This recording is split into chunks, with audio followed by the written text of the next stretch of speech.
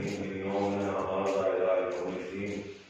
أما بعد فقد قال رسول الله صلى الله عليه وآله وسلم: بسم الله الرحمن الرحيم. فاطمة بزة مني صلوات محمد.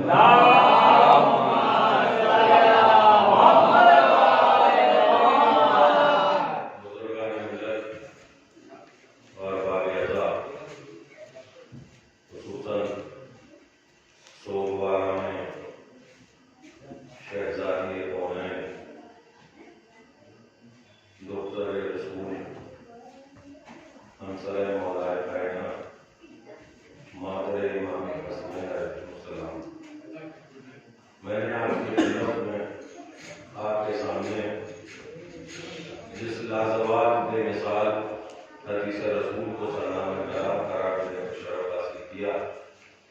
اس حدیث میں پیغمبر اسلام اپنی اکلوتی بیٹی اور چہیتی بیٹی میں یہ ارشاد فرما رہے ہیں: فاطمہ تو بزتوں میں، فاطمہ میرا جز، فاطمہ میرے دل کا ٹکڑا ہے. محمد نے اپنی بیٹی کو دل کا ٹکڑا کہا ہے، اپنا ٹکڑا نہیں کہا. حالانکہ اگر رسول اپنا بھی ٹکڑا کہتے تو اس میں فضیلت فاطمہ کم نہیں تھی، مگر دل کا ٹکڑا کہا. جس طرح ہر ماں اپنے بیٹے کے لیے کہتی ہے مامتا ہوں، پیار ہوں، یہ میرا لال ہے، یہ میرا چاند ہے، یہ میرا دلارا ہے، یہ میرا پیارا ہے، اسی طرح نبی نے ارشاد فرمایا اپنی بیٹی کے لیے تو فاطمہ میرے دل کا ٹکڑا ہے. اب یہ دل کیوں کہا؟ کلام معصوم ہے، قول معصوم ہے، غیر معصوم کیا سمجھے کلام معصوم کو، مگر میرا دل کہتا ہے کہ شاید محمد نے اس لیے دل کا ٹکڑا کہا تاکہ دنیا سمجھ جائے کہ یہ محمد کا دل کوئی عام دل نہیں ہے. یہ محمد کا دل، محمد کا قلب کوئی عام قلب نہیں ہے. یہ ایسا دل ہے کہ جس پر اللہ نے قرآن نازل کیا. اور شہزادی کا ایک لقب ہے لیلۃ القدر. ظاہر سی بات ہے کہ سورہ توحید ہو یا سورہ کوثر ہو، سورہ الحمد ہو یا سورہ یاسین ہو، 114 سوروں میں سارے سورے ایک طرف اور سورہ انا انزلنا ایک طرف.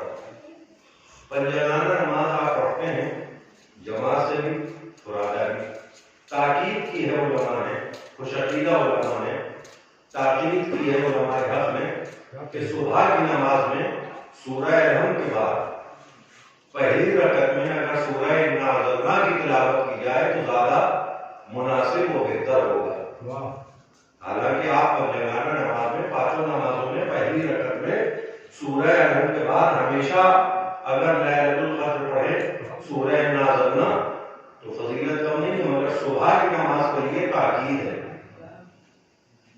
میں پوچھوں گا علماء کرام سے کہ اس میں کیا راز ہے، کیا راز ہے کہ اگر تم نماز صبح کا وقت عظمت جان لو، وہ اس سورے کی فضیلت جان لو، اور اس میں جو لیلۃ القدر اللہ نے استعمال کیا ہے وہ کس کا لقب ہے وہ جان لو. ہمارے اور آپ کے چھٹے امام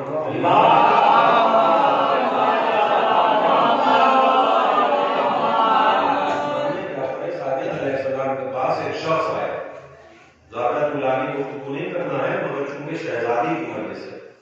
ہم لوگ جب کسی کے احسان ثواب کی مجلس پڑھتے ہیں، پنجم کی، سیوم کی، 40ویں کی، تو ورثہ کا خیال رکھتے ہیں وقت کے حساب سے کہ بانیان مجلس کا دل ٹوٹے نہ، کہ ہمارے بیٹے کی یا ہمارے باپ کی یا ہمارے چچی کی یا ہماری ماں کی مجلس مختصر ذائقے میں پڑی.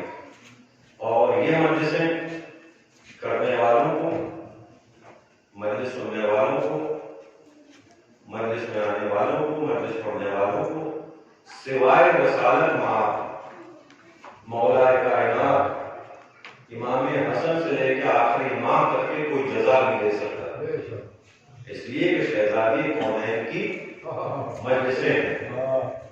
اور میں خلیل احمد صاحب کا سے شکرگزار ہوں کہ انہوں نے قربانی دی. آج ان کو پہلی مجلس خطاب کرنا تھی، مگر کچھ ذاکرین میں اور کچھ علماء میں کنجوسی نہیں ہوتی، کیونکہ جو بھی ذاکر ہے، جو بھی عالم ہے، وہ مولا علی کا شہدائی ہوتا ہے، وہ مولا علی کی سخاوت مشہور ہے، امام حسن کا ماننے والا ہے، اور یہی دسترخوان کا مہینہ کہلاتا ہے. 22 کوئی امام حسن کا دسترخوان ہوتا ہے. تو انہوں نے وسیع قلب کا ثبوت دیا. حالانکہ میں سوچ کے تھوڑی تعبیر سے آیا تھا یہاں کہ خلیل بھائی مجلس شروع کر چکے ہوں گے، مگر وہی ایک مسئلہ ہے کہ دانے دانے پر کھانے والے کی مہر ہوتی ہے. قسم خدا کی ممبر میں بھی ذاکرین کی مہر ہوتی ہے. صلوات بھیجے محمد علیہ.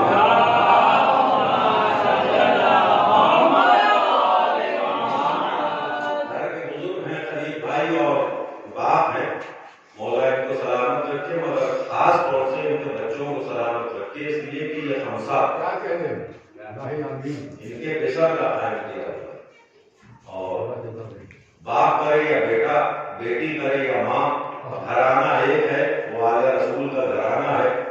جو اس سے وابستہ ہو جائے وہ لائق عزت ہے، لائق تحسین ہے، لائق مبارکباد. تو ہمارے امام ششم کے پاس ایک شخص آیا، اس نے سوال کیا کہ مولا یہ بتائیے کہ ابھی کل پرسوں میں جو نمازیں پڑھنے کی رات، فضیلت والی رات، شب قدر گزر گئی. مولا میں علیل تھا، بیمار تھا، اور میں عبادت نہ کر سکا. توجہ چاہتا ہوں، انشاءاللہ اگر آپ مجلس سننے آئے ہیں تو میں بھی مجلس سنانے بیٹھا ہوں. تاریخ بتاتی ہے کہ چھٹے امام مسکرائے. کیا میں تمہارا مطلب تو سمجھ گیا، مگر جو اور لوگ اصحاب بیٹھے ہیں سن رہے ہیں، ان کے اور بات تو واضح ہو.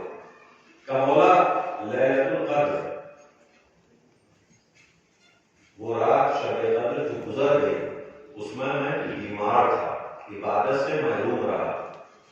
مجھے خلق ہے، سال بھر مجھے افسوس و صدمہ رہے گا کہ ایسی رات سے میں محروم رہا عبادت سے. مولا نے کہا تو میرا چاہنے والا ہے یا نہیں؟ کہ مولا میں تو دعویٰ کرتا ہوں کہ آپ کا ہوں، مگر اگر آپ مجھے اپنا لیں تو میری بخشش ہے. کہ اگر تجھے یقین ہے کہ تو میرا شیعہ ہے تو تجھے ایک نقصہ بتاتا ہوں، اس کا حل بتاتا ہوں. قسم خدا کی نمازیں پر جلانا اور ہے، اور جناب سیدہ کی الفت اور ہے. میں جملہ کہہ گیا، جنہوں نے زبان کھولی اور بات کہا، مولا انہیں بھی سلامت رکھے، اور جو نہ سمجھ سکے ان کی غلطی نہیں ہے، میرے سمجھانے کی کوتاہی. کبھی سوچئے گا میں نے بہت بڑا جملہ کہا ہے، اس کا ذمہ دار میں ہوں. کوئی سوال کرے تو مجھ سے کرے. نماز پنجگانہ اور ہے، الفت فاطمہ اور ہے. لیکن یہ کہیں نہیں لکھا ہے تاریخ میں کہ الفت فاطمہ اللہ تب قبول کرے گا جب تم نمازی ہو، مگر یہ حقیقت بنتا ہے کہ نماز اللہ تب قبول کرے گا جب الفت فاطمہ. صلوات بھیجے محمد وآل محمد.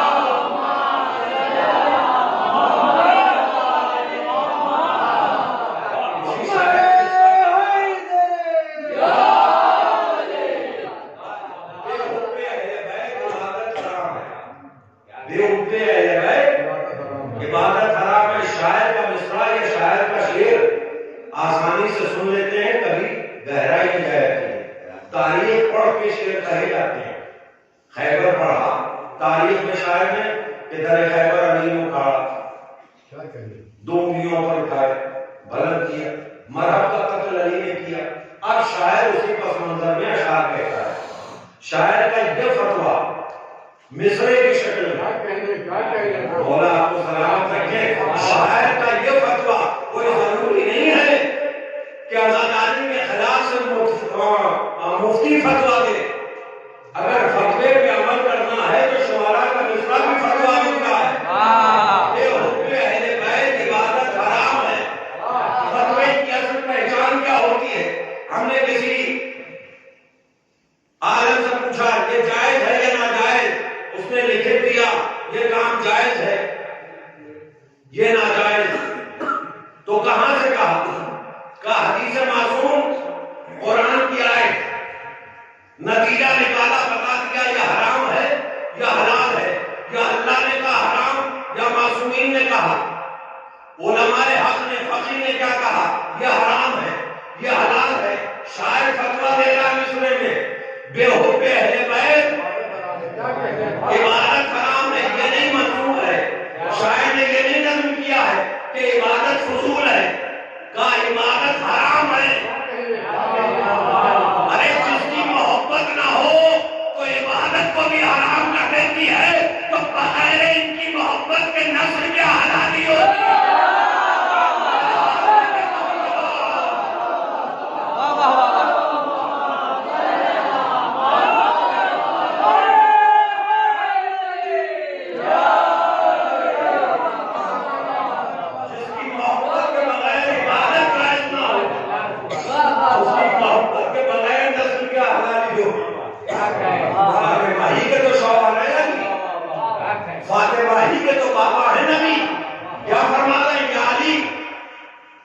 یہ نہیں ہو سکتا کہ جس کے دل میں تمہاری الفت ہو، محبت ہو، انسیت ہو، وہ غیر حلالی ہو، یا علی یہ بھی ناممکن ہے کہ جس کے دل میں تمہاری عداوت ہو وہ حلالی ہو، یعنی حلالی اور غیر حلالی کی کسوٹی علی کی محبت ہے۔ توجہ کرتا ہوں، اور میری چند ضروری باتوں پہ اگر آپ نے غور کر لیا تو میری محنت سوارت ہو گئی، آپ کو شہزادی بخشوانے کے لیے تیار ہے، بس ہمارا کردار ایسا ہونا چاہیے، ہمارا عمل ایسا ہونا چاہیے کہ شہزادی کو ہم خوش کریں، ناراض نہ کریں۔ ہم جیسے ذاکرین جب ممبر پہ آتے ہیں تو مجمع کو خوش کرنے کے لیے نہیں پڑھتے، شہزادی کو خوش کرنے کے لیے۔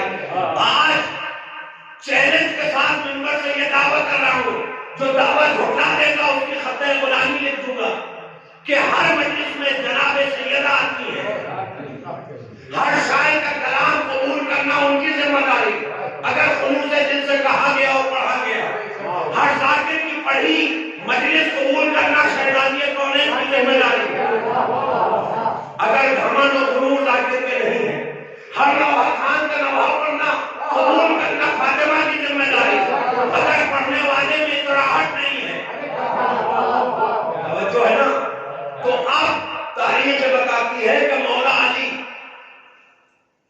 شہزادی کے شوہر ہیں، شہزادی کونین علی کی زوجہ ہے۔ ذہن سے بات نکل نہ جائے، اس روایت کو پورا کر دوں کہ آپ کا ذہن پریشان ہو گیا ہوگا کہ ہم بہک گئے، نہیں، یاد ہے آیا شخص چھٹے امام سے پوچھا کہ عبادت کی رات جو سال بھر بعد آتی ہے، نزول قرآن کی رات، شب قدر، وہ ہم سے چھوٹ گئی۔ مولا نے مسکرا کے کہا میرے چاہنے والے ہو؟ کہا مولا، کہا جاؤ ہر رات اگر تم چاہو تو لیلۃ القدر بنا سکتے ہو، ہر رات تمہارے لیے شب قدر ہے، کہ تم نے غلط کہا کہ سال بھر بعد آتی ہے، اگر تم ہمارے صحیح شیعہ ہو تو تمہاری ہر رات شب قدر بن سکتی ہے۔ کہ مولا وہ آسان طریقہ کیا ہے؟ کہ سنو، جب بھی رات میں سویا کرو تو وضو کر لو، سونے سے پہلے وضو کرو، بستر پہ آنکھ بند کرنے سے پہلے میری دادی فاطمہ کے دشمنوں پر لعنت کیا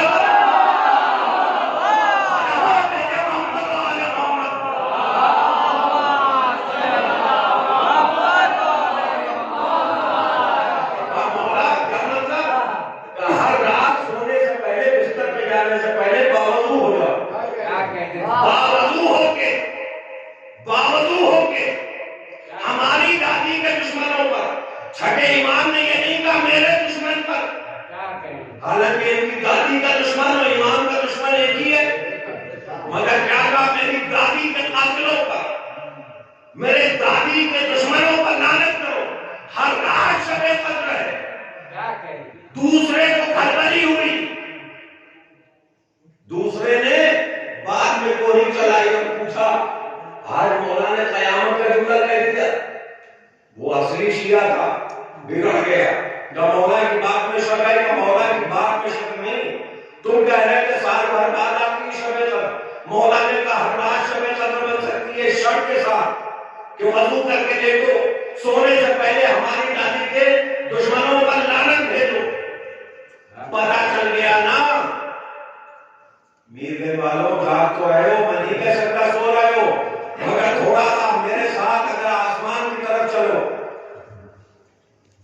ابھی آپ نے معراج رسول سنی ہے, اگر معراج فاطمہ سنا دی جائے تو حواس باختہ ہو جائے. صرف یہی نہیں ہے کہ فاطمہ کا بابا معراج پر گیا, صحیح معراج تو فاطمہ کی ہے. یہ لقب کافی ہے معراج فاطمہ کے لیے کہ نبی اپنی زبان سے کہتے کہ ام ابیہ. فضیلتوں میں اپنے باپ کی ماں, کیا جملہ بدل دوں کہ جو معراج پہ گیا وہ باپ تھا, جس سے گفتگو ہوئی وہ شوہر تھا. یعنی علی اور نبی, یا نبی اللہ یا ولی اللہ, ایک پردے کے پیچھے ایک بھائی, ایک پردے کے اس پار بھائی. اور اگر نہ بھائی کو بھائی مانو تو یہ تو مانتے ہو کہ نبی اور پروردگار تھا. تو جب پروردگار تھا تو پردہ اٹھا, ہاتھ باہر آیا, نبی سے مصافحہ ہوا تو مانو کہ خدا نے کیا. اور خدا کے ہاتھ نہیں ہے علاوہ علی کے ہاتھ ید اللہ کے.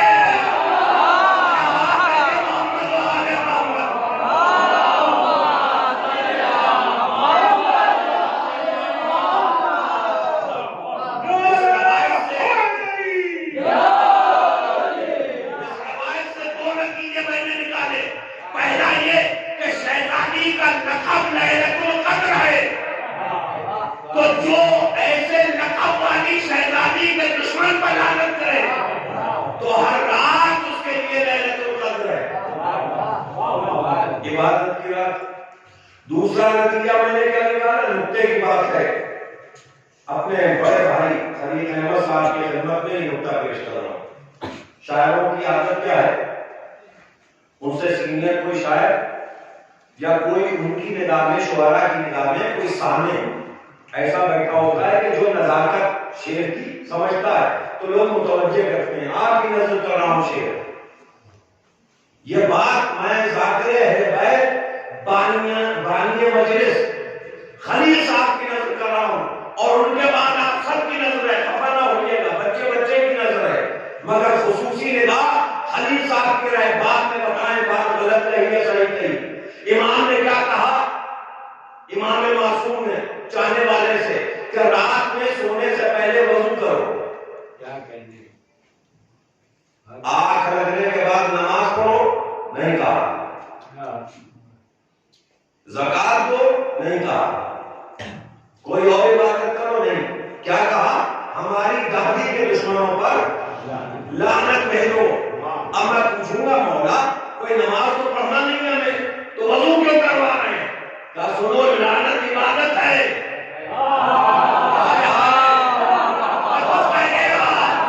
جس فروع دین میں اول نماز ہے واجب ہے, اسی فروع دین میں کسے تبرہ ہے واجب ہے.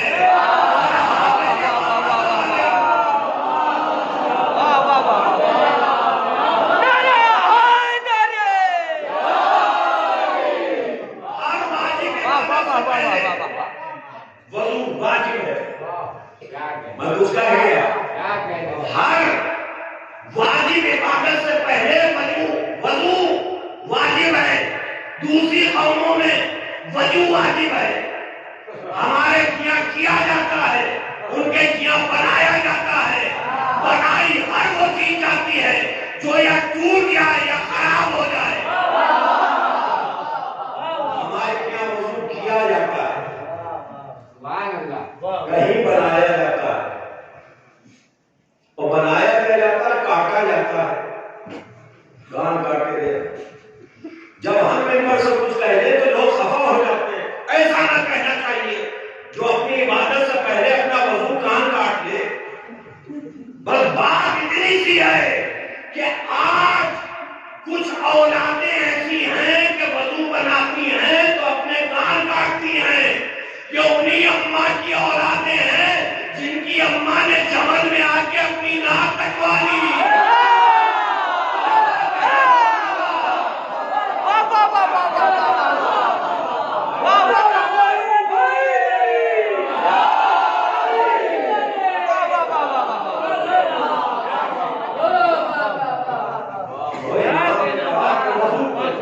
سونے سے پہلے میری دادی کی دشمنوں پر لعنت ہے، یعنی امام کی نگاہ میں یہ لعنت یعنی تبرہ. اب تبرہ کو لوگ بدنام کرنے لگے، لوگ چھوڑنے لگے، ذاکروں سے بھی چھوڑنے لگے، میاں زمانی سے چھوڑنے. ان کے شعر تبرہ رہتے ہیں، تبرہ رہتے ہیں. جملہ بدل کے کہوں، میاں صاحب کے شعر ہمیشہ نمازی رہتے ہیں، اس میں برائی کیا ہے؟ اچھی بات ہے. اس کا مطلب اپنے شعر میں یہ نماز کی فضیلت بیان کرتے ہوں گے. ہم نے کہا ان کے شعر زیادہ تر روزدار رہتے ہیں، تو ان کے شعر روزہ نہیں رکھتے ہیں، یعنی یہ روزے کی مدح میں بھی شعر پڑھتے ہیں. ان کے شعر زیادہ تر زکاتی رہتے ہیں. یہاں پہ غلط پڑھوں تو دینا، یہ صاحب مجلس پڑھ لیں گے، اگر غلط پڑھوں تو دے. تو اس کا مطلب کیا نکلے گا؟ یعنی کہ اپنے اشعار میں کہیں زکات کی فضیلت نظم کی ہے. تو نمازی کہنا اشعار کو بری بات نہیں، زکاتی کہنا شعر کو بری بات نہیں. اگر یہ کہہ دیا جائے کہ ان کے شعر تبرعی رہتے ہیں تو اس میں کون سی بری بات ہے؟ یعنی اس کا مطلب ان کے کسی حصے میں تبرع نظم ہوا ہے تو تبرع کی عبادت. ٹھیک ہے. یہ جو شاہزادی کونین کی مجالس پہلے بھی ہوتی تھی، کوئی بستی ایسی نہیں ہے. سوچ کے دیکھیے گا بعد مجلس، چاہے نیلگنج ہو، چاہے جرمل ہو، چاہے چہرہ ہو، چاہے جہاں جہاں جو آپ کو نام یاد ہو، کوئی مقام دنیا میں ایسا باقی نہیں ہے جہاں ایک شیعہ ہو، اس کے گھر میں ایک عورت ہو، وہ شہزادی کونین کا تابوت نہ اٹھاتی ہو یا مجلس نہ کرتی ہو. مگر خدا سلامت رکھیں اہل بیت کے ان شیعوں کو کہ جنہوں نے اس میں کچھ اضافہ کیا.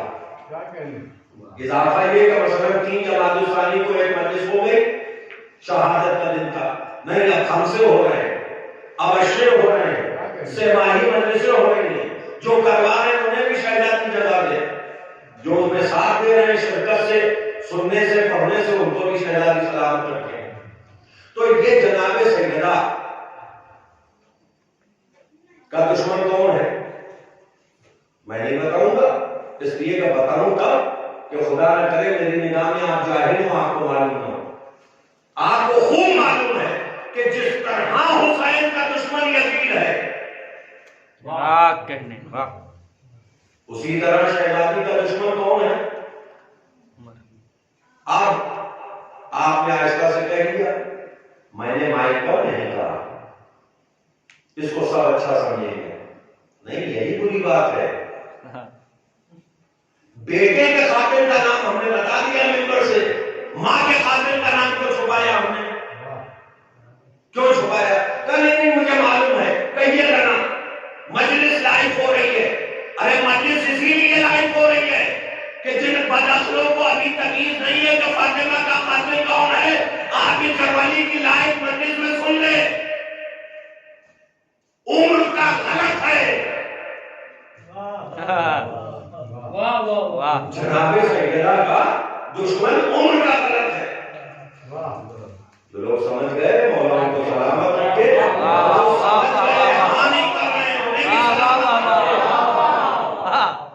جب میں مجلس پڑھا کروں مجھ سے عداوت نہ لیا کرو، نہ مجھ سے بولو، کم سے کم مجھے ہی ہلا دو، میں سمجھ جاؤں گا، اوکے آگے بڑھ جاؤں گا. ورنہ میں شہد کی وہ مکھی ہوں کہ چھیدنے پہ آؤں تو کوئی جگہ نہیں چھوڑتا. تاریخ بتاتی ہے کہ عمر کا ملک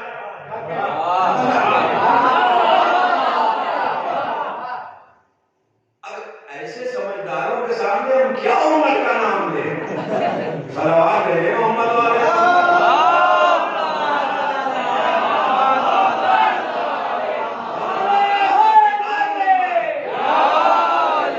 جب ہمارا سمجھدار ہے کہ عمر کا غلط سمجھ گیا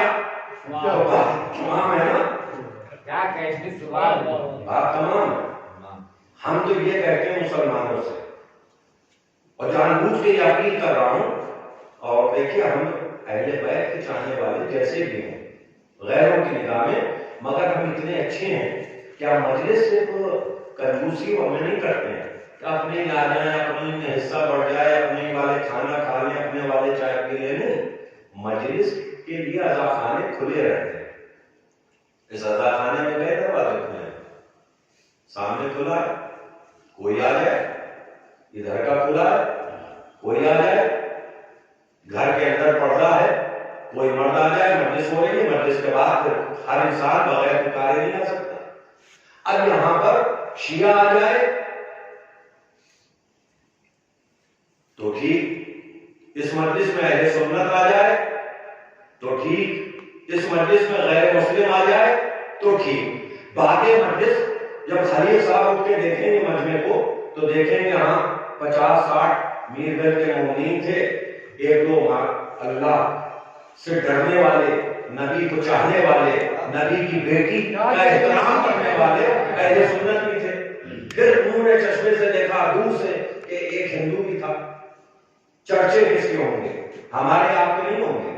لوگ ہماری پڑھی مجلس بھول جائیں گے، لوگ آپ کے چہرے بھول جائیں گے. دو کا تذکرہ ہمیشہ ہوگا کہ پہلی مجلس جب ہو رہی تھی شہزادی کی تو 2 اہل سنت بھی تھے، ایک غیر مسلم بھی تھا. تو یہ 3 قیمتی کیسے ہو گئے؟ اور ہم اتنا بڑا مجمع کیا نہیں؟ مجمع تو اپنی جگہ ہے. اہل بیت کے چاہنے والے تو ہر حال میں اہل بیت کے چاہنے والے ہیں، مگر غیر بھی آ گئے. جیسے محرم میں ہوتا ہے نا کہ صرف شیعوں کے عزا خانوں میں شیعوں کا مجمع نہیں ہوتا، بہت سی بستیوں میں اہل سنت آتا ہے. کیا کہہ کے آتا ہے؟ محمد کے نواسے کا ماتم ہے، امام بابا کا ماتم ہے. میں میرگنج کے تمام اہل سنت سے ہاتھ جوڑ کے گزارش کرتا ہوں، جس طرح سے تم فاطمہ کے بیٹے کے غم میں آ جاتے ہو اس طرح ماں کی شہادت میں بھی نکلا کرو. صلوات بھیجے محمد والے محمد.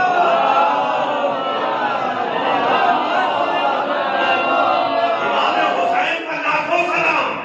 جو امام حسین کی عزا کا احترام کرے اللہ اس کو سلامت رکھے، وہ چاہے اہل سنت ہو، چاہے غیر مسلم ہو، چاہے شیعہ اہلی ہو. امام حسین بعد میں ہیں، پہلے جناب سیدنا ہیں. جس نبی کے نواسے کا تعزیہ اہل سنت رکھ سکتے ہیں تو اس نبی کی بیٹی کی شہادت میں بھی آ سکتے ہیں. بے شک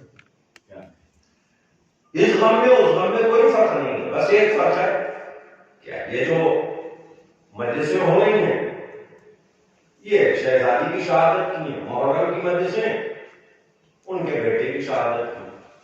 تو عزیزان گرامی، لیلۃ القدر ہے شہزادی کا لقب.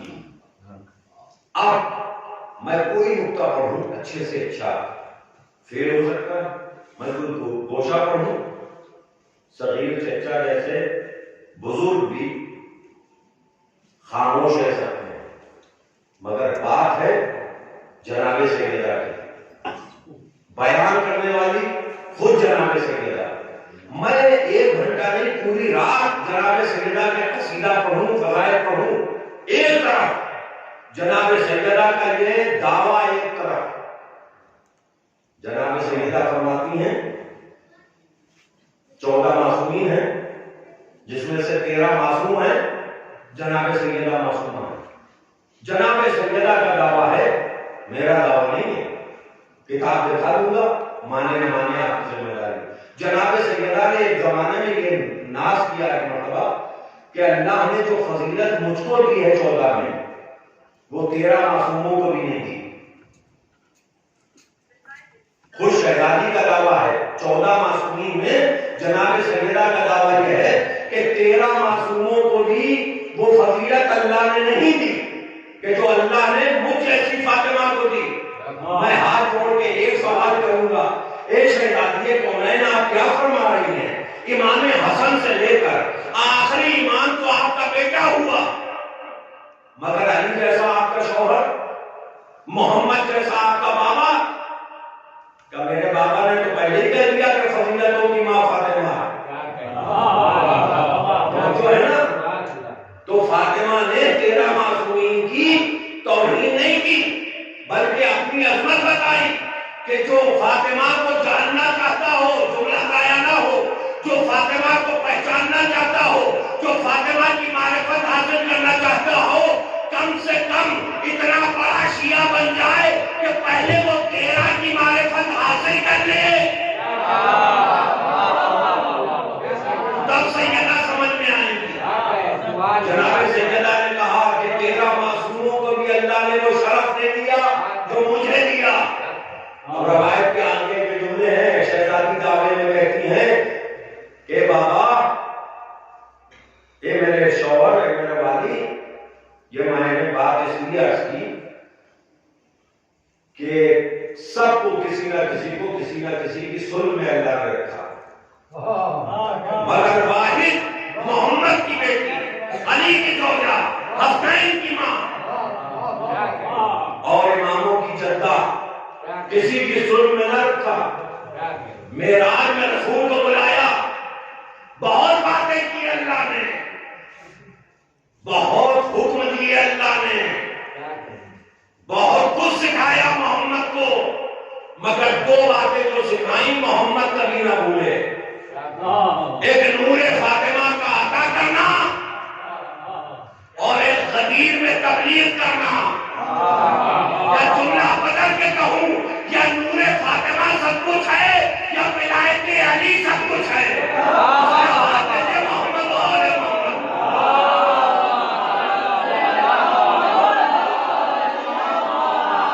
یاد رکھیے گا کہ محمد کو اللہ نے ایک مرتبہ معراج پہ نہیں بلایا، کئی مرتبہ معراج پہ بلایا، مگر ایک معراج واحد ایسی تھی محمد کی کہ یا ولایت علی کے اعلان کا حکم اور یا پھر نور فاطمہ۔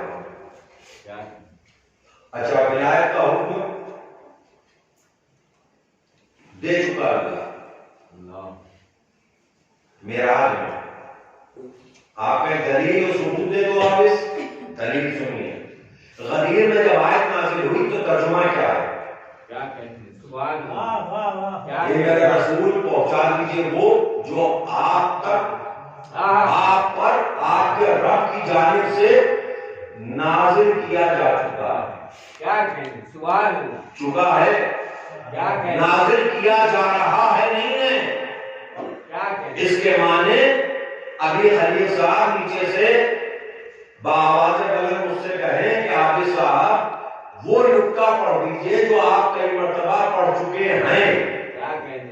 اس کا مطلب وہ نکتہ ایسا ہے کہ جو کئی مرتبہ پڑھ چکا ہوں، آج فرمائش ہو رہی ہے۔ اللہ کا حکم یہ نہیں تھا کہ نازل کیا جا رہا ہے، وہ پہنچا دو جو تمہارے رب کی جانب سے تم پر نازل کیا جا چکا، یہ چکا ہی میں معراج چھپی ہے۔ جو معراج میں کہا گیا تھا وہ آج کھل کے کہہ دو، تو جب نبی سے اللہ کھل کے کہہ رہا ہے کہ کھل کے کہہ دو، تو ذاکروں کی کیا اوقات جو چھپ کے بیان کرے۔ صلوات بھیجے محمد و آل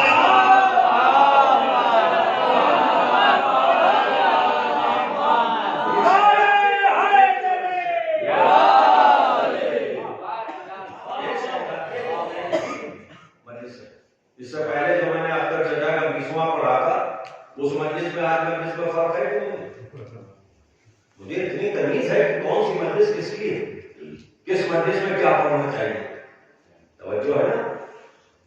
آپ آئے ہیں جناب سیدہ کو سننے، آپ آئے ہیں جناب سیدہ کو سننے۔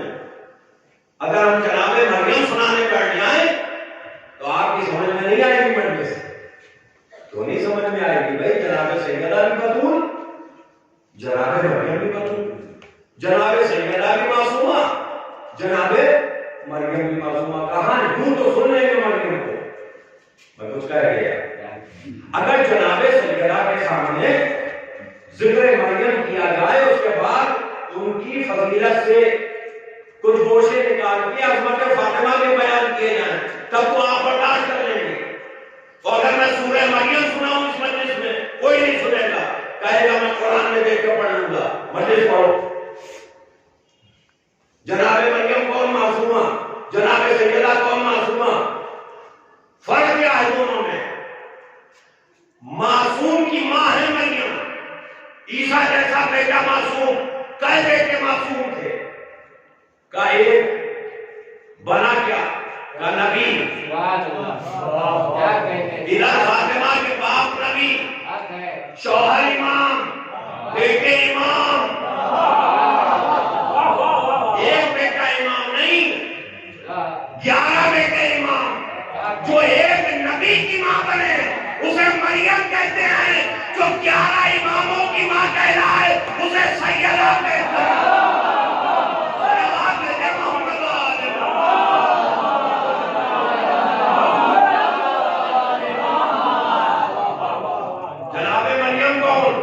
جن کا بیٹا آئے گا چوتھے چہاروں سے تو مصلی بچھائے گا۔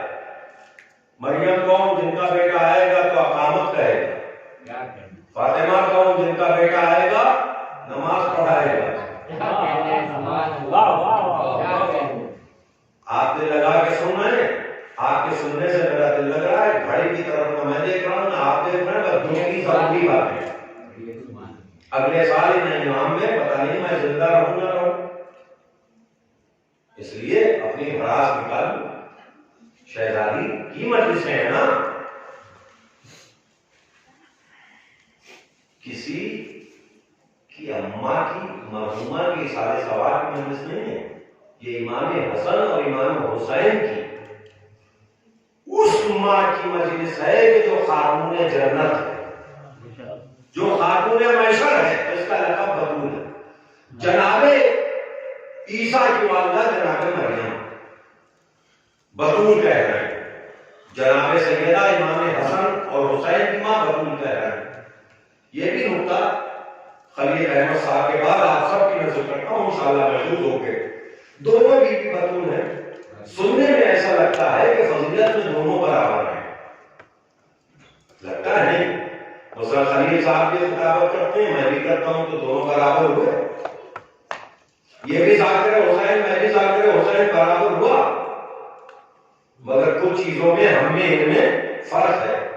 یہ مجھ سے بزرگ ہیں، میں ان سے خرد ہوں، یہ عالم ہیں، میں ان کے برابر علم نہیں رکھتا، فرق ہو گیا نا بھائی۔ یہی فرق جناب سیدہ اور جناب مریم میں ہے، بطول دونوں ہیں، مگر یہ دیکھو کہ جناب سیدہ کو بطول ہے اور جناب مریم کو بطول ہے۔ 30 سیکنڈ سے لے کے 1 منٹ کی اجازت چاہتا ہوں، انشاءاللہ آپ خاموش نہ بیٹھیں گے۔ جناب مریم کے والدین نے ایک منت مانی کہ پروردگار مجھے اولاد دے دے، اس اولاد کو میں بیت المقدس کی خدمت کے لیے وقف کر دوں گا۔ والدین یہ سوچے تھے کہ بیٹا ہوگا، ہمیشہ یہ بیت المقدس کی خدمت کرے گا، وقف کر دوں گا، اپنی خدمت نہیں کراؤں گا، اللہ کی عبادت خانے کی خدمت کرے گا۔ نتیجے میں جب ولادت ہوئی تو بیٹی، والدین مایوس، پروردگار کیا کروں؟ کچھ ایام ایسے ہوتے ہیں کہ عورت عبادت سے مجبور ہوتی ہے، تو نے بیٹی عطا کی، اللہ نے کہا گھبراؤ نہ، میں نے تمہاری منت قبول کی، اب کوئی ہم سے نہ بکواس کرے منت کیوں مانی جاتی ہے۔ ہائے ہائے، مریم کے والدین کی منت اللہ نے ایسی قبول کی کہ ان کی جو خواہش تھی پوری کر دی، بیٹی ہونے کے بعد بطول بنا دیا۔ کہا جاؤ، میں نے تمہاری بیٹی کو بطول قرار دیا، ہر نجاست سے پاک، نہ نجاست اس تک آئے گی نہ یہ نجاست تک جائے گی، بطول بنا دیا۔ تو پتہ یہ چلا کہ جناب مریم کو جو اللہ نے بطول بنایا ضرورتاً، جملہ کہوں، جناب مریم کو بطول بنایا گیا ضرورتاً، مگر سیدہ کو بطول بنایا گیا فضیلتاً۔ مریم کی ضرورت بنی تب بطول بنائے گئے، یہ فاطمہ کی فضیلت ہے جو بطول ہے۔ بطول کے معنی مجمع جانتا ہے، سمجھدار مجمع ہے، ہر نجاست سے پاک، ہر رزق سے پاک، حد یہ ہے کہ چھوٹے موٹے بڑے چھوٹے سجلے مجلے ہر رزق سے پاک. اللہ نے یہ گارنٹی نہیں دی اپنے جن کے لیے کہ تمہیں نجاست تک نہیں آنے دیں گے. گارنٹی اللہ نے یہ دی ہے کہ نجاست کو تم تک نہیں آنے دیں گے. اب کچھ لوگوں کے تفصیلیں سنے ہوں گے بھیا ہمیں نہ چھیڑو, بس ایک جملہ کر کے آگے بڑھ جاؤں. خون سے مجبور ہوں پوری مجلس میں اگر کٹی پٹی بات میں کہوں, جلی کٹی بات میں کہوں تو مجھے آدھی ضروری نہیں کہا جا سکتا. اشاروں میں کہہ رہا ہوں جس میں کمی ہوگی, جس میں جدھر نشیب ہوگا ادھر ہی پانی مرے گا. کچھ لوگ ہیں ارے ہم مجلس میں اندر نہیں جاتے, ہم اندر نہیں بیٹھتے. کیوں نہیں بیٹھتے؟ نہائے نہیں ہو. کہیں نہائے تو ہیں مگر نہیں جاتے. ارے یہی اللہ کی شان ہے, یہی فاطمہ کی شان ہے, یہی تو گارنٹی لی اللہ نے. فاطمہ تم تک نجاست نہیں آنے دوں گا.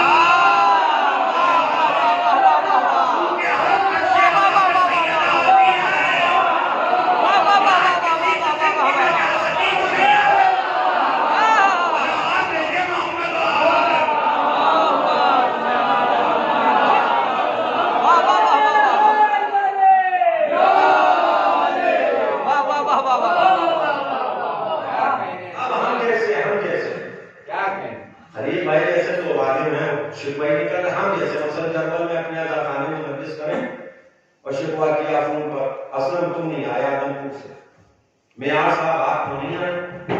ارے کیوں شکوا, ان کی جذبت میں مجلس نہیں تھی.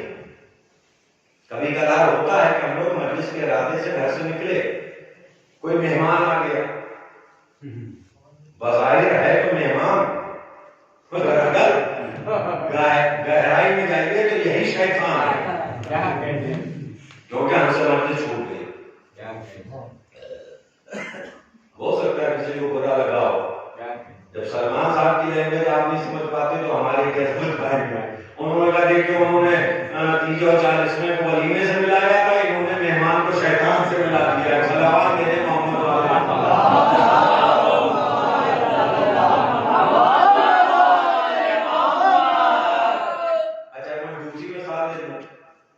مہمان سے معذرت کرتے ہوئے, یہاں کوئی مہمان نہیں, سب گھر ہی کے ہیں, کہ میں مجلس کے لیے نکلا, پتہ چلا کچھ بچے کھیل رہے تھے گیند, ان کا نالی میں گیند چلا گیا اور چھینٹیں ہو گئی نالی کی اور ہمارے لباس کو پڑ گئی.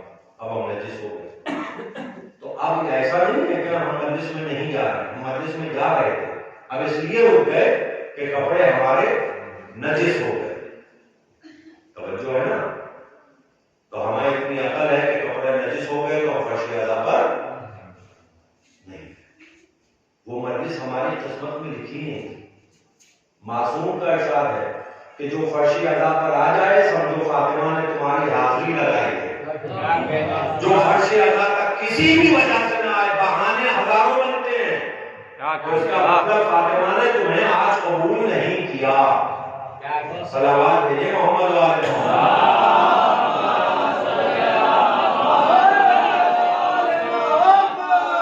یہ معصوم کی حدیث ہے.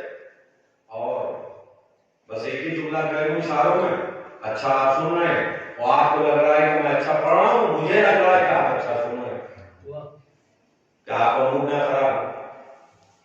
کبھی جو ذاکر منبر سے معصوم کی حدیث کا حوالہ دے منسوب کر کے چھٹے امام, 8ویں امام, 7ویں امام, کسی امام نے یہ کہا تو میاں اس کی مخالفت نہ کیا کرو. ہاں اگر تمہیں ذاکر سے کوئی دشمنی ہے یا اس کے علم میں کمی ہے, تم بہت بڑے قابل ہو, تو اس سے کتاب کا نام پوچھ لو, روایت پوچھ لو. ٹھیک ہے, ہم اس وقت میں فلاں امام نے یہ فرمایا, میاں صاحب کو خدا نہ کرے یقین نہیں ہے مجھ پہ, ایسا ہو ہی نہیں سکتا. اتنا یقین مجھ پہ کرتے ہیں کہ میں زیر منبر مذاق میں جھوٹ بول سکتا ہوں, مگر منبر پہ جھوٹ حرام ہے.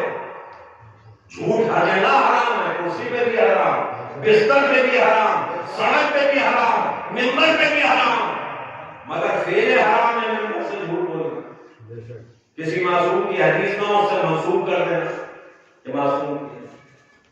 اور معصوم تو اتنے انتصاری والے ہیں، ہمیں جو انتصاری سکھائی ہے ہمارے ائمہ نے، معصومین نے، معصومہ نے کیا فرمایا؟ معصوم نے کہ اگر کوئی میری حدیث بیان کی جائے یا سننے میں آئے، سنو اس کو قرآن سے ملا دو، اگر قرآن کے مطابق میری حدیث ہے تو مان لو، ورنہ دیوار پہ دہاؤ۔ بھائی علماء سے سنا ہے، خلیل بھائی تصدیق کریں گے، معصوم نے فرمایا، تو اس کا کیا مطلب ہے؟ معصوم غلط کہہ سکتا ہے؟ نہیں کہہ سکتا۔ معصوم بغیر اللہ کی مرضی کی زبان نہیں کھولتا، وہ وہی کہتا ہے جو اللہ کہلواتا ہے، رسول سے لے کے 11ویں امام تک، اور جو پردے والے ہیں وہ بھی ایسے بغیر اللہ کی مرضی کے کلام نہیں کرتے۔ ارے وہ چاہ رہا ہے پردے میں رہو تو پردے میں ہے، وہ جس دن چاہے گا پردہ اٹھا کے باہر آئیں گے۔ تو معصوم نے کیا کہا کہ میری حدیث اگر قرآن سے نہ ملے، اس کے مطابق نہ ہو، یعنی میری حدیث کچھ اور کہہ رہی ہو اور قرآن کچھ اور کہہ رہا ہو، تو اس کو نہ ماننا، دیوار پہ مار دینا۔ سمجھداروں کے لیے ایک ہی جملہ کافی ہے، چرچا کرنا ہو کر لینا، غیبت کرنا ہو اجازت ہے، کیونکہ میں جانتا ہوں کہ جس کی غیبت کی جاتی ہے معصوم فرماتے ہیں اس کے گناہ کم ہو جاتے ہیں، جو غیبت کرتا ہے اس کے گناہ میں اضافہ ہوتا ہے۔ معصوم نے اپنے لیے کہا ہے کہ اگر میری حدیث قرآن سے نہ ملے تو اس کو نہ ماننا۔ یہ غیر معصوم کون ہے کہ یہ جائز ہے، یہ حرام، یہ ایسا ہے؟ اس کا مطلب معصوم کہہ رہا ہے میری حدیث قرآن کے مطابق ہو تو نہ ماننا۔ تو اگر کوئی غیر معصوم قرآن سے ہٹ کے بات کرے ہم کیسے مانتے ہیں؟ ہم نہیں مان سکتے۔ ہاں، اگر غیر معصوم کی بات حدیث رسول اور قرآن سے ملے گی تو ہم مانیں گے، ٹھیک ہے نا؟ آپ سناؤ حدیث رسول، کوئی شک کرنے والا ہے نہیں ماشاءاللہ، یہاں سب عقیدت مند۔ رسول فرماتے ہیں کہ جس سے فاطمہ راضی، کیا کہتے ہیں، اس سے میں راضی، جس سے میں راضی اس سے خدا راضی۔ یہ رضی اللہ والے ذرا آ جائے 5 مجلسوں میں، کیا کہتے ہیں، سبحان اللہ، رضی اللہ والے کل سے آ جائیں 4 مجلسوں میں، آج کی تو نہیں ایک مجلس، کل سلمان صاحب کی سن لیں، فیض عالم صاحب کی سن لیں، ارشاد عباس کی سن لیں، شوزت صاحب کی سن لیں، اور جو لوگ پڑھ رہے ہیں ان کی سن لیں، رضی اللہ والے آئے۔ ہم بتائیں گے انہی مجالس میں، سارے ذاکرین بتائیں گے کہ رسول کا ارشاد ہے کہ جس سے فاطمہ راضی اس سے میں راضی، جس سے میں راضی اس سے خدا راضی۔ اب کیا بکواس ہے 1400 سال سے رضی اللہ رضی اللہ؟ اگر اللہ کو راضی کرنا ہے فاطمہ کو راضی کر لو، نبی بھی راضی ہو جائے گا، اللہ بھی راضی ہو جائے گا، اور جو عظمت فاطمہ کی ہے وہی عظمت اس کے شوہر علی کی بھی ہے۔ اللہ نے اتنا رضی اللہ سنا کہ برداشت سے باہر ہوا تو شب ہجرت علی کو اپنی مرضی دے ڈالی۔ نہ اللہ کے پاس مرضی ہوگی نہ یزید جیسے کمینے سے راضی ہوگا۔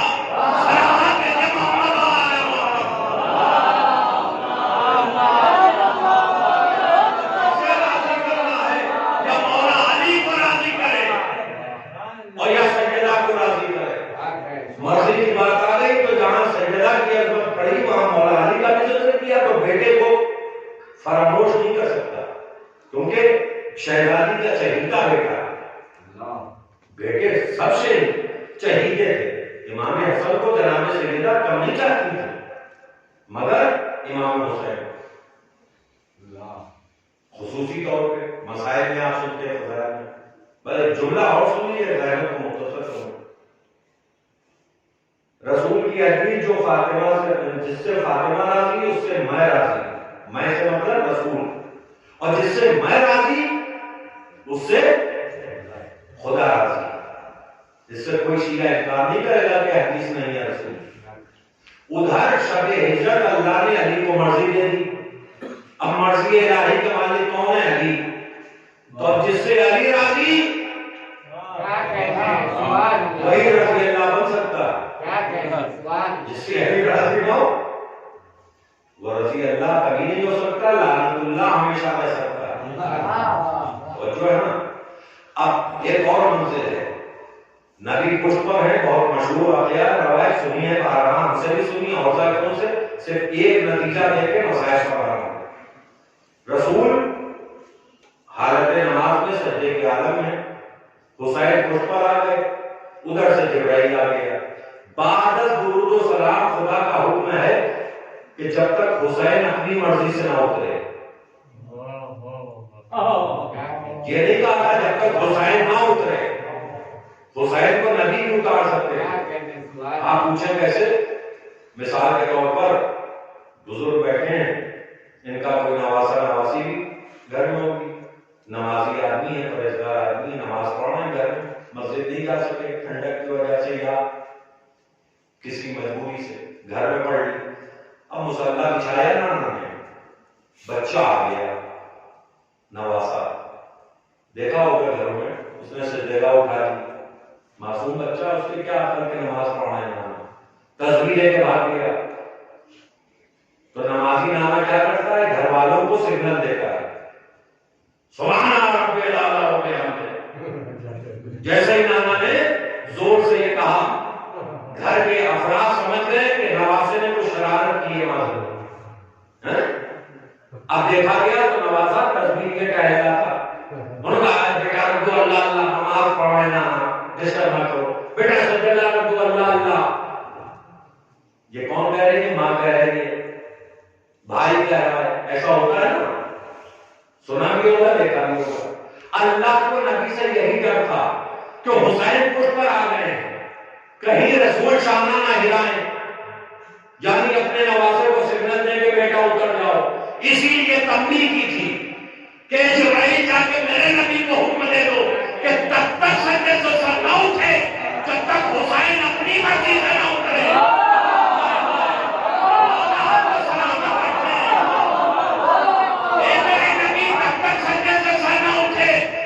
حسین اپنی مرضی سے نہ اترے. میں ہاتھ جوڑ کے کہوں گا پروردگار یہ نبی ہمیشہ تیری مرضی پر چلا.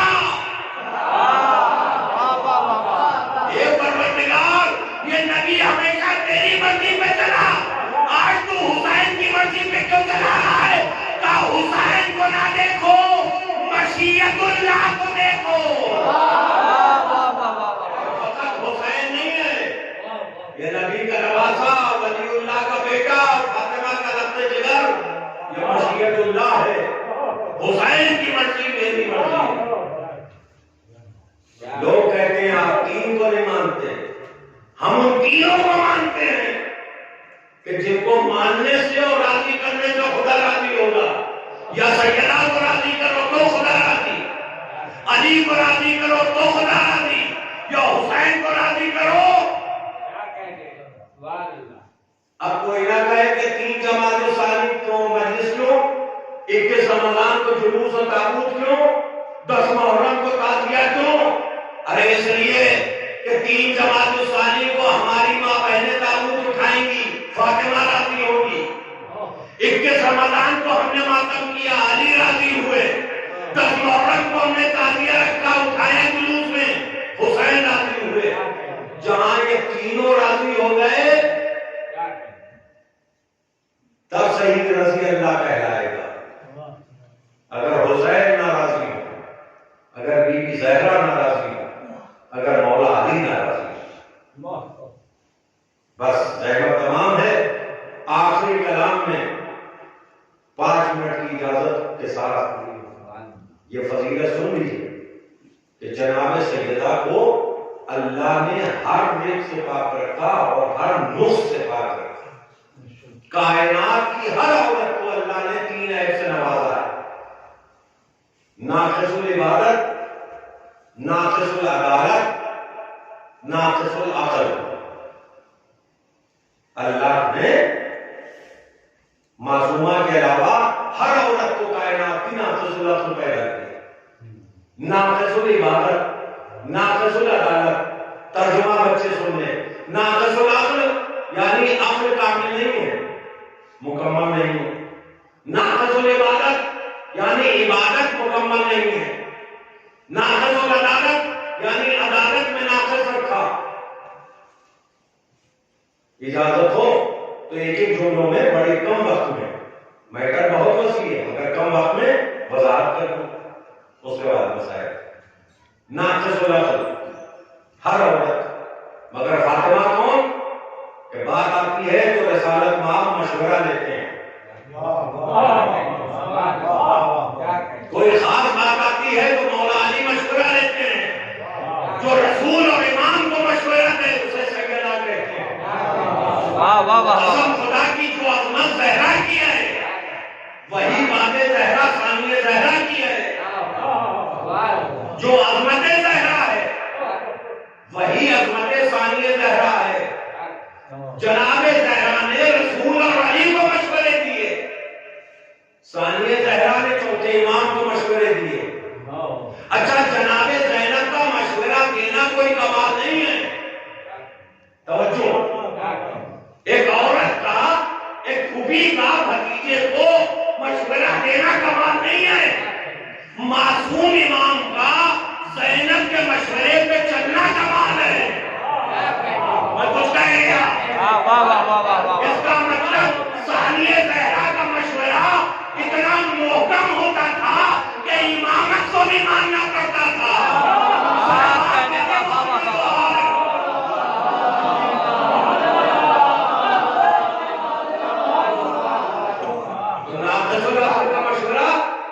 ماننے کا شریعت میں حکم نہیں، اور اس کے بعد خدا نہ کرے کہ میری مجلس عورتیں سن نہیں، مگر سن نہیں، یقین ہے سن نہیں، مگر یہ بات نہ سنیں، اور اگر سنیں تو وہی سنیں جو سیدہ کی سچی کرنی ہو، تاکہ اس کو سننے میں برا نہ لگے۔ معصوم کا ارشاد ہے کہ عورت کے مشورے پہ عمل نہ کرو۔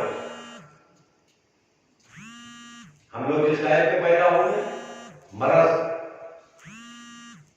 جراثیم، کیٹاڑو، جہیز زیادہ لیا ہے بیوی، گاڑی مل گئی، فلیٹ مل گیا، اب جو بیوی کہے گی وہی ہم کریں گے۔ مولا کیا کہہ رہے ہیں؟ عورت کے مشورے پہ عمل نہ کرنا۔ کیوں نہ ناقص العقل ہے؟ یہی حکم علی کو بھی دیا ہوگا کہ فاطمہ کے مشورے پہ عمل نہ کرنا، مگر نہیں، اللہ کا حکم تھا جو فاطمہ کہے وہ کرو۔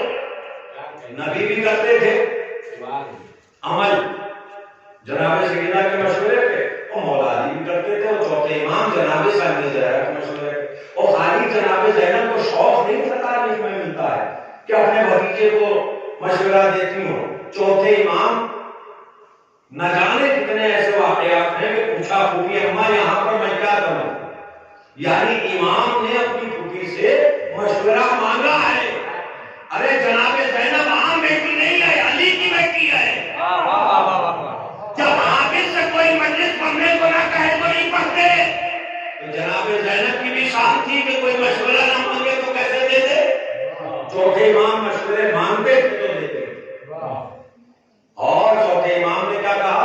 میری پھوپھی وہ عالمہ غیر معلمہ ہے کہ جس کو تعلیم دینے والا کوئی نہیں، میری پھوپھی وہ عالمہ غیر معلمہ ہے کہ جس کو پڑھانے والا کوئی نہیں۔ اے مسلمانوں ہوش میں آ جاؤ، جس کی نواسی کا کوئی استاد نہ ہو،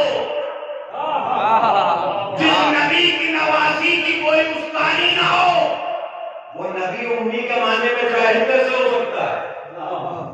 جس کی نواسی اتنی پڑھی لکھی ہو کہ کوئی علم دینے والا۔ تو عزیزان گرامی، ناقص العقل عورت، ناقص العبادت عورت کے لیے اللہ نے کچھ ایام ایسے امتحان کے بنائے ہیں جس میں وہ عبادت سے، واجب عبادت سے مجبور ہے۔ یہ ہے ناقص العبادت۔ جناب سیدنا کون ہے؟ بطول۔ ارے ظہر کی نماز پڑھتی ہیں 15 رمضان کو، تو امام حسن کی ولادت ہوتی ہے، جب ولادت ہو جاتی ہے تو فوراً یہی ماں عصر کی نماز پڑھتی ہے۔ ایسی پاک و طاہر ہے، اتنی بڑی طاہرہ بیوی ہے اللہ کی طرف سے، پاک و طاہر، نجاست اس تک آ ہی نہیں سکتی، سوچنا کچھ ہے۔ تیسری بات کیا ہے؟ ہر عورت کو اللہ نے ناقص العدالت بنایا۔ آخری بات، باپ کی میراث جب بڑھتی ہے تو بیٹے کا روپیہ ہوتا ہے حصے میں، میراث میں، بیٹی کی اٹھنی۔ اچھا شریعت ہے، اگر آپ لوگ سمجھ لیں تو ہمارے میر کا بچہ علی صاحب کی طرح میری طرح مجلس میں پڑھنے لگے، فیض عالم صاحب کی طرح، اگر سمجھ لیں، کوشش کیجئے۔ ہم لوگ کوئی آسمان سے پڑھ لکھ کے نہیں آئے، اپنی کوشش سے مجلس میں پڑھتے ہیں، توجہ ہے نا؟ کیا کہہ رہا تھا میں؟ ناقص العدالت، روپے میں روپیہ لڑکے کا باپ کی میراث میں، زمین ہو یا گھر، اٹھنی لڑکی کا، شریعت ہے۔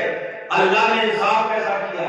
لوگ کہتے ہیں صاحب بیٹے کا روپیہ پراپرٹی میں باپ کی اور بیٹیا کی اٹھنی، نہیں، ایسی بات نہیں ہے۔ اللہ نے کیوں رکھا ہے روپیہ لڑکے کا؟ اس لیے کہ جب تمہارے لڑکے کی شادی ہوگی تو کوئی عورت اس کے آس میں آئے گی جو اس کو کھلائے گا، اس کا خرچہ اٹھائے گا، اس لیے بیٹے کا روپیہ ہے۔ بیٹی کی شادی ہوگی، وہ دوسرے کے گھر بیاہ کے جائے گی، وہ ساری میراث اپنے سسر اور شوہر سے بھی پائے گی، اس لیے مائکے میں اٹھنی ہے اور مرد کا پورا۔ اب یہ ناقص العدالت، مگر جناب سیدہ ناقص العدالت نہیں، ناقص العبادت نہیں، ناقص العقل نہیں۔ تیسری فضیلت کیا ہے جناب سیدہ؟ ناقص العبادت نہیں، ناقص العقل نہیں، ناقص العدالت نہیں۔ کہیں گے دلیل کیا ہے؟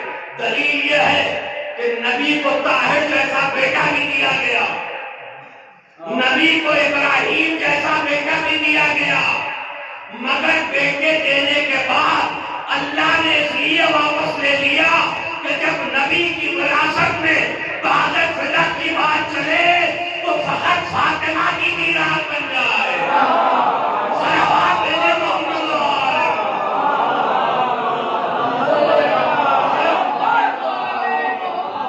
فاطمہ کی میراث بن جائے۔ مولا آپ کو سلامت رکھے۔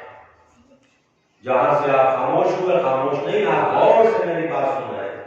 یہ ہے عظمت جناب سے فاطمہ، مرضیہ، رازقہ، انسیہ، حورہ، بطول۔ فاطمہ علماء کہتے ہیں نار سے بچانے والی، روشنی عطا کرنے والی، نور کو پھیلانے والی، نار سے بچانے والی۔ یہ کب نار سے بچا لیتی ہے؟ ادھر آپ فرش ادا پر آتے ہیں، مسائل جا کے پڑتا ہے، آنسو بہاتے ہیں، شہزادی کو رومال لے جاتے ہیں، یہی آنسو جب رومال سیدہ میں جاتے ہیں، بھائی یہی دلیل ہے کہ جناب سیدہ آپ کو نار سے، جہنم سے، آگ سے بچا۔ اللہ جو شہزادی مجلسوں میں آ کے آنسو لے جائے، ہماری بخشش کا سہارا بن جائے، آج اسی شہزادی کا ماتم ہے۔ ایسی مظلومہ ہے کہ بعد شہادت رسول مرثیہ پڑھ رہی ہے۔ بابا صحبت الیہ علی مصائب المنہا، کہ بابا جو مصیبتیں مجھ پہ پڑی ہیں اگر آپ پڑھتی ہوں تو ریزہ ہو جاتے، کہ بابا جو مصیبتیں مجھ پہ پڑی اگر دل پر پڑھتے ہیں تو دل مثل تاریخ ہو جاتے ہیں۔ عزیزوں، ہر عورت کا ایک مزاج ہوتا ہے۔ جن کی مائیں ہیں وہ آنسو بہائیں، جن کے گھر میں بیویاں ہیں، زوجائیں ہیں، ازواج ہیں، اور جن کی بہنیں ہیں، جن کی بیٹیاں ہیں، ہر رشتے والا بیٹھا ہے۔ چھوٹے بچوں کی کوئی نہ کوئی بہن ہوگی، شادی شدہ کی کوئی نہ کوئی گھر میں زوجہ ہوگی، جو باپ ہیں ان کی کوئی نہ کوئی گھر میں بیٹی ہوگی، عورت کا یہ نیچر ہوتا ہے، نفسیات ہوتے ہیں کہ کسی عورت پر اس کے گھر میں مرد ہوتے ہوئے خدا نہ کرے کسی غیر مرد اس پہ ظلم رہا ہے تو 3 رشتوں سے عورت کہنے میں ہچکتی نہیں، جھجکتی نہیں، شرماتی نہیں۔ اگر کسی ایسی عورت پہ ظلم کرے کوئی غیر مرد کہ جس کا باپ موجود ہو تو بیٹی باپ سے شکایت کرتی ہے، بابا جان آپ کے ہوتے ہوئے مجھ پہ یہ ظلم ہوا۔ اگر کوئی عورت شادی شدہ ہوتی ہے تو اپنے شوہر سے شکوہ کرتی ہے کہ میرے والی، میرے شوہر، یہ میرے رکھوالے تمہارے ہوتے ہوئے غیر مرد نے مجھ پہ یہ ظلم ڈھایا۔ اگر ماں ہوتی ہے تو اپنے جوان بیٹے سے شکوہ کرتی ہے کہ بیٹا تمہارے ہوتے ہوئے تمہاری ماں پہ یہ ظلم ڈھایا گیا۔ عزیزوں، کربلا کا واقعہ ایک طرف، مصیبت زہرا ایک طرف ہے۔ کربلا میں بعد قتل حسین سکینہ کے منہ پر تماچے لگ رہے تھے، سید سجاد دیکھ رہے تھے۔ مدینے میں جناب سیدہ پر ہاتھ اٹھایا جا رہا تھا، امام حسن دیکھ رہے تھے۔ مولا آپ کو سلام آپ کی ادا کو قبول فرمائے۔ رسول کی بیٹی کا کام ہے، علی کی زوجہ کا ماتم ہے، جس نے عباس کو اپنا بیٹا کہا، اس ماں کا ماتم جو ہر مجلس میں ہمارے آنسو لینے آتی ہے، اس شہزادی کا ماتم۔ اتنی دیر تک میں نے فضائل پڑھا، اگر مصیبت نہ بیان ہوئی تو مجلس نہیں کہلاتا۔ اس مجلس میں جناب زینب ضرور آئی ہوں گی، اس مجلس میں شہزادی ام کلثوم ضرور آئی ہوں گی، اس مجلس میں امام حسن و حسین ضرور آئے ہوں گے، اس مجلس میں مولا کائنات بھی آئے ہوں گے، کوئی آئے نہ آئے رسالت مآب ضرور آئے ہوں گے۔ میرے لال کی 28ویں کرنے والوں، میر گنج میں رہنے والوں، آج تم میری بیٹی کا ماتم کر رہے ہو، ارے اس بیٹی کا ماتم کر رہے ہو کہ جس کے دروازے میں آگ لگا دی گئی، جس کی پسلیاں توڑی گئی، جس کے بیٹے محسن کو شکم میں شہید کر دیا گیا۔ عزیزوں، امام حسن فرماتے ہیں، مولا حسن کہ مدینے کی ایک گلی میں جانا میں نے بند کر دیا، اس لیے کہ اس گلی میں جب بھی وہ ملعون نظر آتا تھا کہ جس نے شہزادی کونین پر ہاتھ اٹھایا۔ اللہ اکبر۔ میں کہوں گا مولا حسن، تاریخ میں نے پڑھی ہے، یہ بتائیے کئی مرتبہ ہاتھ اٹھا؟ تو امام حسن یہی کہیں گے کہ ایک مرتبہ۔ آئیے اس امام سے پوچھیں، امام حسن دوسرے امام ہے نا، ایک معصومہ پر کسی غیر مرد نے ہاتھ اٹھایا تو امام حسن پوری زندگی ہوئے۔ ارے وہ سجاد کیا کرے کہ جس کے سامنے کبھی شام غریبہ میں تماچے، کبھی کوفے کی راہ میں تماچے، کبھی شام کے زندان میں تماچے، اور بہن یہ کہتے کہ پکارتی رہی بھیا سجاد، تمہاری بہن سے تماچے نہیں کھائے جاتے۔ مولا آپ کے ذریعے کو قبول فرمائے۔ تاریخ بتاتی ہے کہ جناب سیدہ کے دروازے میں آگ لگا دی گئی۔ پرانے زمانے میں آپ نے دیکھا ہوگا، آج بھی میرگنج میں ہو سکتا ہے کوئی پرانا گھر موجود ہو، ورنہ بزرگ اس بات کی تصدیق کریں گے، جو جوان ہیں وہ بچپنے میں دیکھا ہوگا کہ جو گھر کا صدر دروازہ ہوتا تھا، جو ہر گھر کا پرانے زمانے کے گھروں میں صدر دروازہ ہوتا تھا جس سے سب آتے جاتے تھے، تو اس دروازے سے چند قدم آگے بڑھتے دیوار اٹھی رہتی تھی تاکہ جب دروازہ کھولا جائے تو گھر کی عورتوں کا سامنا بے پردگی نہ ہو۔ تو جناب سیدہ کے گھر میں یہی منظر تھا کہ جب دروازہ کھلتا تھا تو سامنے دیوار تھی، جب جلتا ہوا دروازہ خدا کی لعنت و ملعون پر جب لات مار کے گرایا تو جناب سیدہ پر آیا۔ جناب سیدہ درد دیوار کے بیچ میں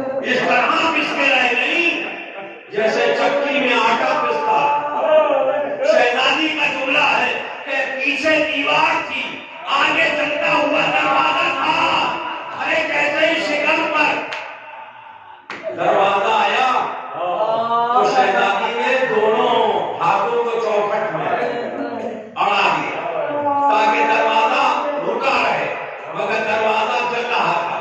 فاطمہ کے شکم پر آئے، جناب محسن کی شہادت ہو گئی.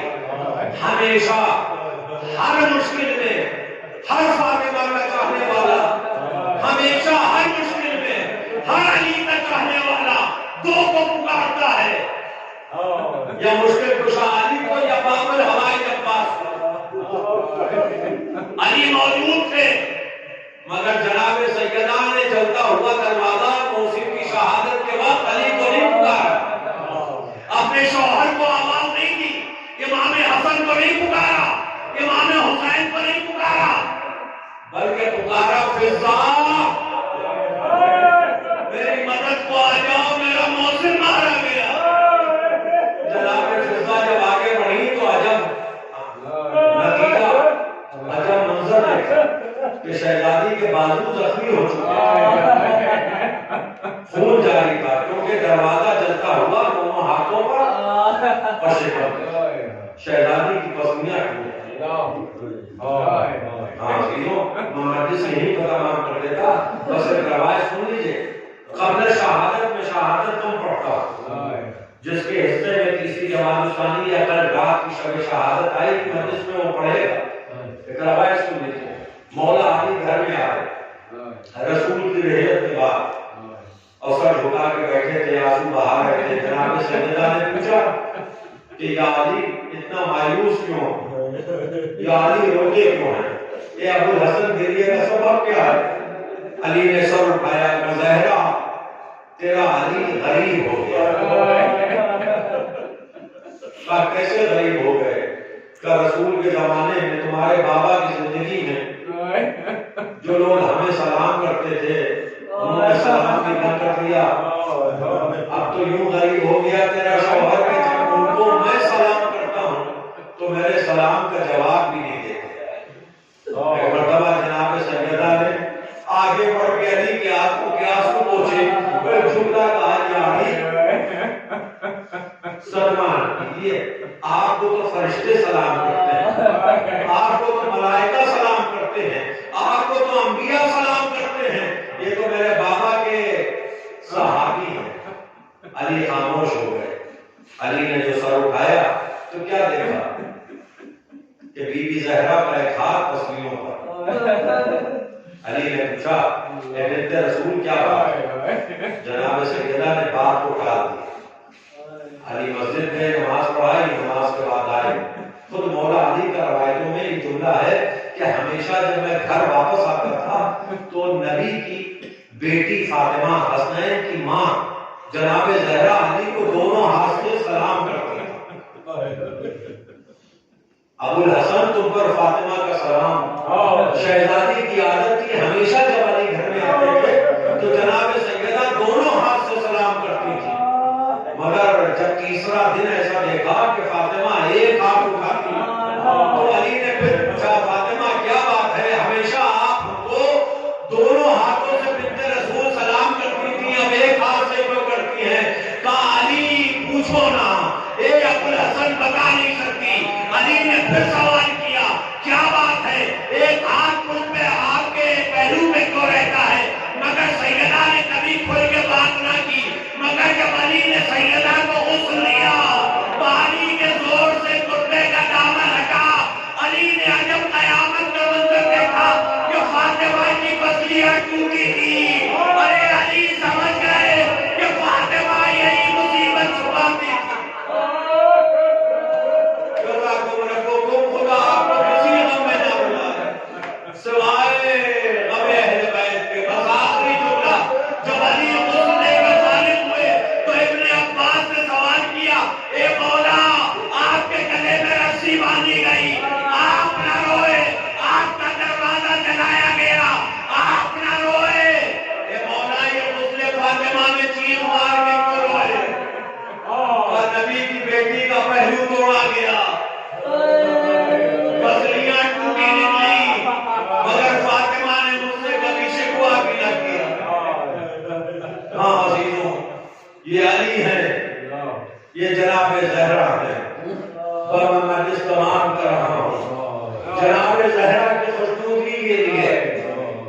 جناب سیدہ نے بہت سی وصیتیں مولا کائنات کی خدمت میں پیش کی، جیسے یہ وصیت کلیجہ پھاڑتی ہے، سننے کے بعد، پڑھنے کے بعد، سوچنے کے بعد فرمایا یا ابو الحسن فلاں فلاں کو میرے جنازے میں نہانے دیجیے، خدا کی لعنت ہو معلوموں پر کہ جنہوں نے سیدہ کو اتنا ستایا کہ سیدہ نے وصیت کی ابو الحسن فلاں فلاں کو میرے جنازے میں نہانے۔ یہ ابو الحسن میرا جنازہ شب کی تاریکی میں اٹھائے، تمام وصیتیں کرتی ہیں، بہت وصیتیں کی جناب زہرا نے، وقت کم ہے ورنہ سناتا کبھی اور کسی مجلس میں انشاءاللہ، مگر یہ آخری وصیت سن لیجیے، انشاءاللہ آپ تڑپ تڑپ کی گریہ فرمائیں گے اور پرسا دیں گے۔ ایک آخری وصیت یہ کی، اے ابو الحسن آپ جانتے ہیں نا کہ میں اپنا مصلی رات میں کہاں پر بچھاتی ہوں، کہاں جہاں پر آپ کا حسین آرام کرتا ہے۔ ابو الحسن آپ نے دیکھا ہے نا، آپ بھی رات میں جا کے عبادت کرتے ہیں، میں بھی رات میں جا کے عبادت کرتی ہوں، میں اپنا مصلی وہیں پہ تو بچھاتی ہوں جہاں میرے حسین کا بستر ہے، کہاں پہلو میں بچھاتی ہوں۔ ابو الحسن آپ جانتے ہیں اس کا مقصد کیا ہے، راز کیا ہے؟ کبھی بھی بتائیے کہ میرا حسین سوتے سوتے چونکتا ہے، پانی مانگتا ہے، میرے حسین کو آدھی رات میں پیاس لگتی ہے۔ اے ابو الحسن میں آپ سے وصیت کرتا ہوں کہ میرے بعد اپنا مصلی حسین کے قریب بچھائیے گا، جب بھی رات میں میرے لال کو پیاس لگے تو پانی پلا دیجیے گا۔ جناب زینب یہ جملہ سن رہی تھی، آگے بڑھی، اماں یہ وصیت میرے بابا سے نہ کرو، اس کے لیے زینب حاضر ہے۔ ارے جیسے تم رات میں جاگتی تھی، میں حسین کے سرانے بیٹھوں گی۔ ارے فاطمہ کی شہادت کے بعد حسین کی شہیدی بہن اپنے ہاتھ میں کوزہ آگ لے کے بیٹھتی تھی، جب حسین کو پیاس لگتی تھی تو جناب زینب حسین کو پانی دے دیتی۔ ہاں فقط زینب کا کیا عالم ہوا ہوگا جب کربلا میں دلہ زینبیہ سے زینب دیکھ رہی تھی کہ شمر کا خنجر ہے، حسین کا سوکھا گلا ہے۔ ارے بہن کہہ رہی تھی، اے عمر سعد میرے بھیا کو پانی دے دو، میرے حسین سے پیار برداشت نہیں، میرا حسین